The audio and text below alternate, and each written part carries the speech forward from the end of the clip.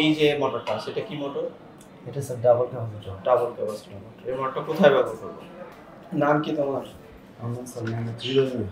রুবেল মিয়া। হৃদয় মিয়া। হৃদয়। জি sir. দেশের বাড়ি কোথায়? স্যার টাঙ্গাইল মির্জাপুর। আচ্ছা, একটা ইন্ডাস্ট্রিতে একটা 20 এইচপি মোটর আছে।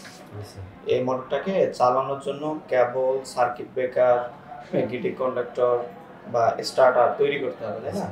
তো ধরেন আপনাকে একজন কারখানার মালিক আপনাকে ডাক দিয়ে নিয়ে গিয়ে বললো যে এই মোটরটার জন্য আমাদের চালানোর জন্য যাবতীয় কাজকর্ম কমপ্লিট করে দিতে হবে। স্যার তাহলে আপনি কিভাবে কি করবেন? স্যার শুরুতে আমাদের কেবল সিলেকশন করতে হবে। মানে এই মোটরের আপনার হচ্ছে কত ওয়াট, এসপি মোটর কত ওয়াট, ওটাকে আমরা কারেন্টে কনভার্ট করতে হবে। কারেন্টে কনভার্ট করার পর স্যার আমাদের ই করতে হবে, আপনার হচ্ছে সার্কিট ব্রেকার সিলেকশন করতে হবে। তারপর কেবল সিলেকশন করার জন্য আমাদের 150% এক্সট্রা ধরতে হবে। তারপর সার্কিট ব্রেকারের জন্য স্যার আমাদের হইতেছে এই 125 ধরতে হবে। আর যদি ভোল্টেজ ড্রপ হয় তাহলে সেটাও হিসাব করতে হবে। ম্যাগনেটিক কন্ডাক্টর স্যার আমাদের ধরতে হবে। এটার জন্য যে স্টার্টারটা বানাবেন, কি স্টার্টার করবেন? মানে এই মোটর চালানোর জন্য স্টার ডেল্টা স্যার করতে হবে স্যার। স্টার ডেল্টা করতে হবে স্যার। স্টার ডেল্টা কেন করব স্যার? স্টার ডেল্টা কেন করবো স্যার? আমাদের ভারী লোড মোটর যেটা স্টার্ট নেওয়ার সময় স্যার প্রচুর পরিমাণে কারেন্ট নেয়, তো সেই সময় স্যার কয়েল পুড়ে দিতে পারে। এই স্টার্টিং কারেন্টটা কত গুণ পর্যন্ত বাড়তে পারে? স্যার স্টার্টিং কারেন্টটা স্যার 5 থেকে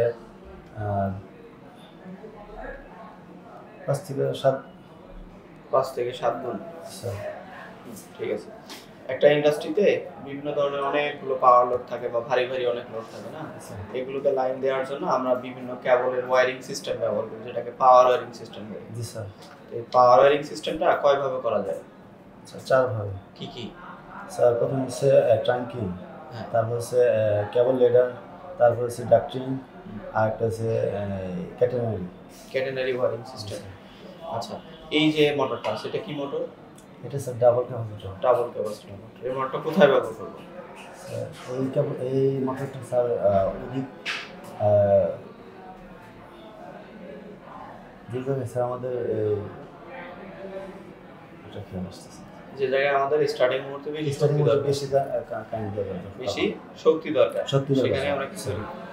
এই ডাবল ক্যাপাসিটর মোটর ব্যবহার করি স্যার। ডাবল ক্যাপাসিটর, এইখানে ভিতরে যে ক্যাপাসিটর ডাবল ক্যাপাসিটর বলতেছে, তাই না? তার মানে দুইটা ক্যাপাসিটর আছে। তে কোনটা ক্যাপাসিটরের নাম কি?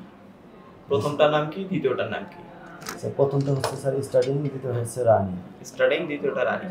এখন ধরো আমার কাছে আমি চিনতে পারতাছি না দুইটা ক্যাপাসিটরের মধ্যে বের করে রাখা আছে, সেক্ষেত্রে আমি আইডেন্টিফাই কিভাবে করব যে কোনটা স্টার্টিং কোনটা রানিং? স্যার স্টার্টিং এর স্যার আপনার মাইক্রোফ্যারাড বেশি হবে আর রানিং এর কম হবে। স্টার্টিং এর মাইক্রোফ্যারাড বেশি হবে আর রানিং এর কম হবে। এই যে মোটরটা আছে এটা কি মোটর?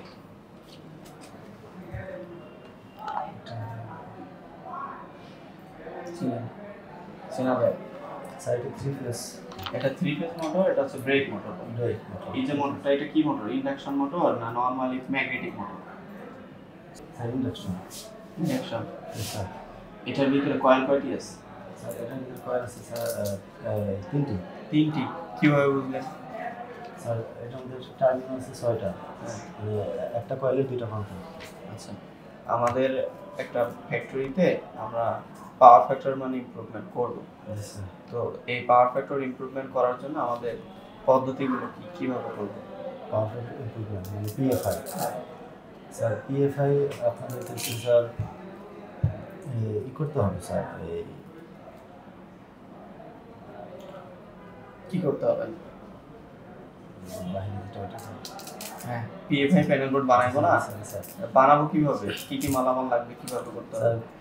এটার জন্য পিএফআই রিলে লাগবে, তারপরে ম্যাগনেটিক কন্ডাক্টর লাগবে, তারপরে সার্কিট ব্রেকার লাগবে, তারপরে হচ্ছে স্যার ক্যাপাসিটর লাগবে স্যার। এই যে এখানে পিএফআই রিলে আছে। জি স্যার। এখানে সম্পূর্ণ ওয়্যারিংটা এখন আমাদের শেষ, এখন রিলেটা বসাবো। তো রিলেটার পিনগুলো আছে না, কোথায় কিভাবে কানেকশন করব? স্যার কোথায় কিভাবে কানেকশন করব স্যার?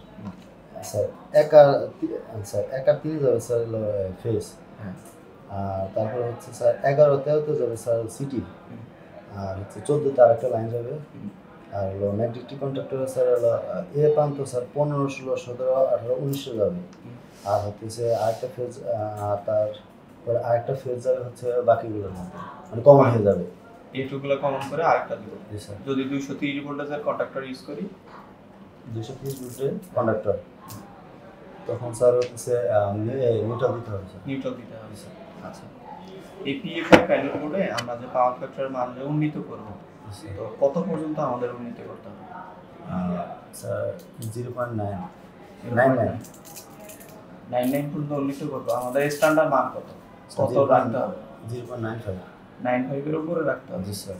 এর নিচে রাখলে চলবে না। জি স্যার। হ্যাঁ, আচ্ছা।